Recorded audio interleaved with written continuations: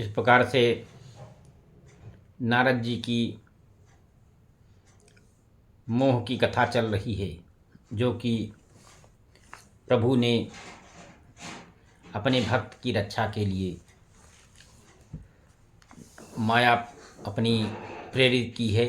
और इसी प्रकार की माया जब भी भगवान के भक्त पथभ्रष्ट होते हैं तो भगवान उनको अपने रास्ते पर लाने के लिए नाना प्रकार की लीला करते हैं। तो आगे उसी रामचरितमानस की कथा में चलते हैं।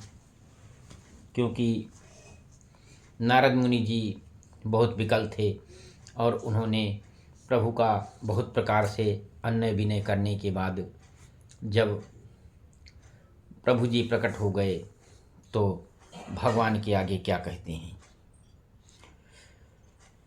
बहुविध विनय कीन तेह काला, प्रगटे प्रभ कौतुकी कपाला। प्रभु बिलोक मुन्नयन जुड़ाने हुई हैं, काज ही ये हर्षाने। तो अतियारत कही कथा सुनाई, करहु कृपा करी हो सहाई। आपन रूप देहु प्रभु मोही, आन भांति नहीं पावऊँ ही। कहा कि भगवान से जाकर के सुंदरता मांग लूँ, क्योंकि भगवान से सुंदर तो इस संसार में कोई है नहीं। पर प्रभु की माया और लीला में भगवान कितने कृपालु हैं। वो अपने भक्त के कारण के लिए प्रकट हो गए और नारद जी के नेत्र उनके रूप को देख करके बिल्कुल ठंडे हो गए और मन ही मन वो बहुत प्रसन्न हुए कि अब तो मेरा काम बन जाएगा। नारद जी बहुत दीन भाव में होकर के सब अपनी उन्होंने दर्द की कथा सुनाई और भगवान से प्रार्थना की कि आप कृपा करके मेरे सहायक बनिए। हे प्रभु, आप अपना रूप मुझको दे दीजिए, क्योंकि और किसी प्रकार से उस राजकन्या को मैं नहीं पा सकता। तो प्रभु ने कहा, जय विदनाथ होए हित मोरा, करहु सुबेग दे दास मैं तोरा। निज माया बल देख विशाला, ही हंस बोले दीन दयाला। कि जही विध हो ये परम हित, नारद सुनहु तुम्हार। सोई हम करब नयान कछु, बचन न सा हमार। कहा कि जिस प्रकार से मेरा हित हो प्रभु वही आप कीजिए, आप, क्योंकि मैं आपका दास हूँ। तो भगवान बोले कि हे नारद जी, जिस प्रकार से आपका परम हित होगा वही मैं करूँगा। कुपथ मांग रुज व्याकुल रोगी, वैद न दे सुनहु मुन जोगी। यही विधि हित तुम्हार मैं ठहु, अस कही अंतर हित प्रभु भयऊ। माया विवश भय मुनि मूढ़ा, समझी नहीं हरि गिरा नुगूढ़ा। गौने तुरत तहारे सिराई, जहाँ स्वयंवर भूमि बनाई। कहा प्रभु जी कि हे योगी मुनि सुनिए, रोग से व्याकुल रोगी अगर कुपथ मांगे तो वैद्य उसे नहीं देता। इसी प्रकार मैंने भी तुम्हारा हित करने की ठान ली है। ऐसा कहकर भगवान अंतर्ध्यान हो गए और माया के वशीभूत हुए मुनि ऐसे मूढ़ हो गए कि वे भगवान की अगूढ़ वाणी को नहीं समझ सके। ऋषिराज नारद जी तुरंत वहाँ से गए जहाँ पर स्वयंवर की भूमि बनाई गई थी। तो वहाँ पर निज निदासन बैठे राजा, वही बनाय कर सहित समाजा। मुन मन हरस रूपति मोरे, मोहित जान बन बरही नहीं भोरे।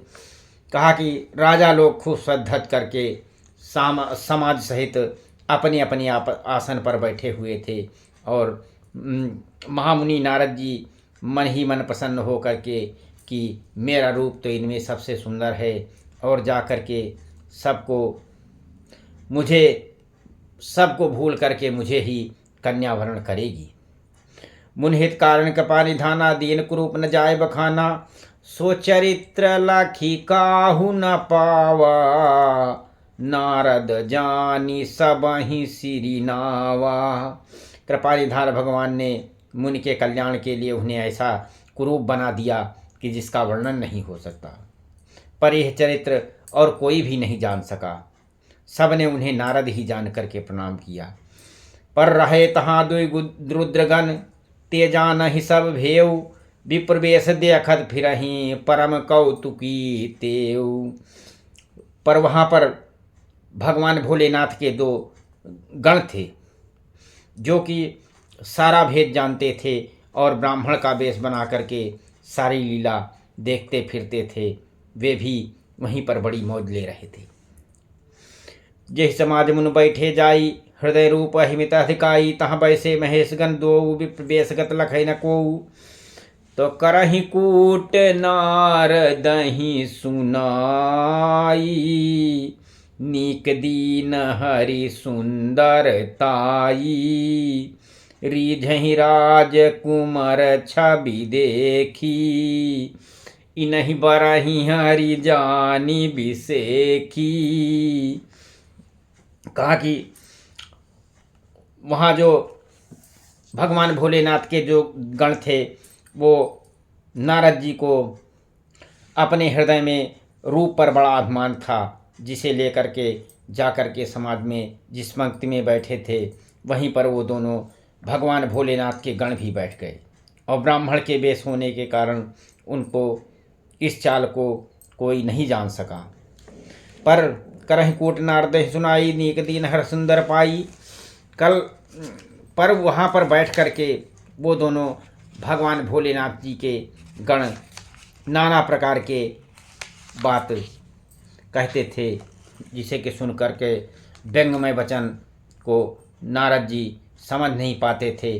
और भगवान ने कहा कि उन लोगों ने कहा कि भगवान ने इनको अच्छी सुंदरताई दे दी है, इनकी शोभा देखकर राजकुमारी रीत जाएगी और निश्चित ही इन्हें हरि बानर जान करके इन्हीं का खास तौर से वर्ण करेगी। तो मुनहि मोह मन हाथ पराये, हंसहि शंभुगन अति सचु पाये। जदप सुनहि मुनि अटपट बानी, समझ न परई बुद्धि भ्रम सानी। काहू न लखासो चरित बिखे, कासो का रूप रख ना देखा। मरकट बदन भयंकर देही, देखत हृदय कोढ़ भाते ही। नारद मुनि को मोह हो गया था, क्योंकि उनका मन दूसरे हाथ माया के वशीभूत था। और शिव जी के गण बहुत प्रसन्न होकर के हंस रहे थे।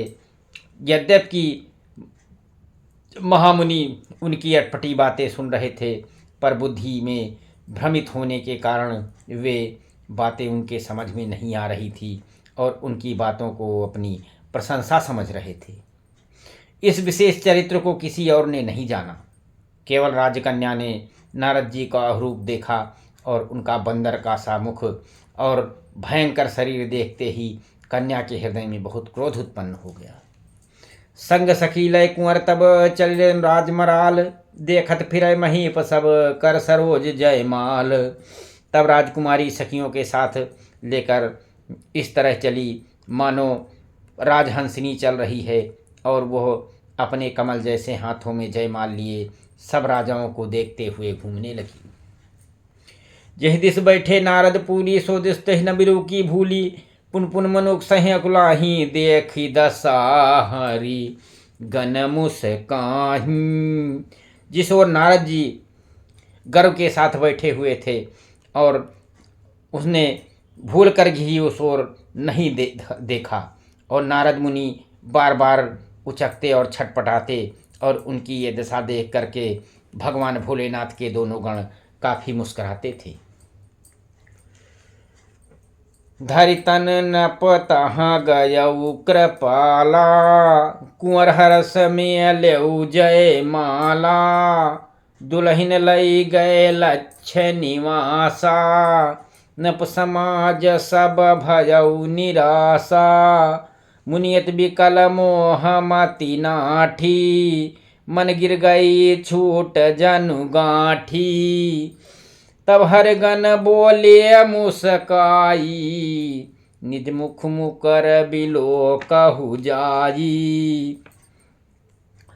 तो कृपाल भगवान जी भी राजा का शरीर धारण करके वहाँ पर पहुँचे और राजकुमारी से हर्षित होकर के उनके गले में राजकुमारी ने जयमाला डाल दी और लक्ष्मी निवास भगवान दुल्हन ले गए और सारे राजा राजमंडली निराश होकर के चली गई। तब मोह के कारण मुनि की बुद्धि भ्रष्ट हो गई थी, इससे वो राजकुमारी को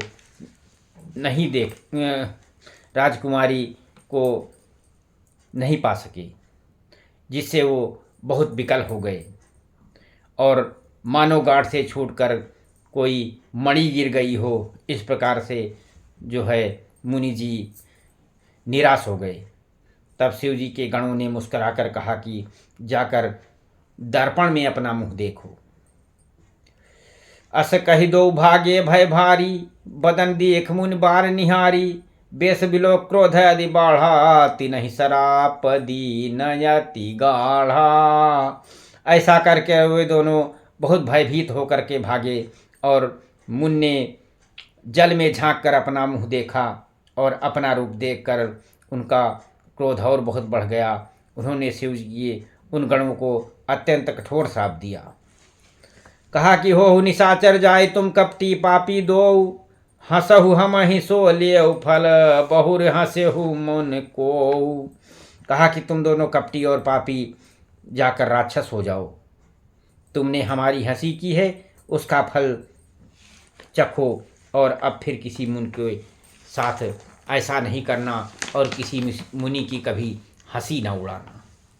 सीताराम राम राम राजा राम राम राम, सीताराम राम राम।